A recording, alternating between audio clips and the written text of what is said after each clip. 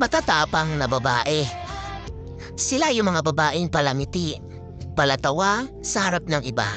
Pero ang totoo niyan, nakasuot lang naman sila ng maskara kung saan nakatago yung mga problema at tunay nilang nararamdaman.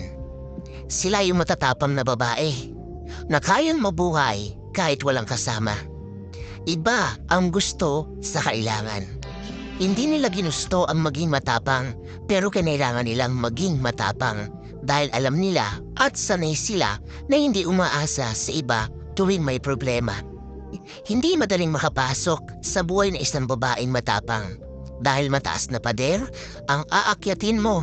Pero oras na makaakyat ka dyan, mamahalin ka pabalik. Ibang klase, magmahal ang mga yan. Pag may problema ka, lagi ang nandyan sa tabi mo, handang tumulong sa'yo. Pero, pag sila ang may problema, huwag mo nang asahan na tatanggap ng tulong yan. Ni hindi nga nila masabi yung mga problema nila. Pero huwag mong mamasamain. Intindihin mo na lang. Isipin mo na lang. Hindi yan sila nagising na isang araw na naging matapang. Dahil hinubog yan ng panahon. Nahasa at pinagtibay ng pagsubok ng buhay mag-isa.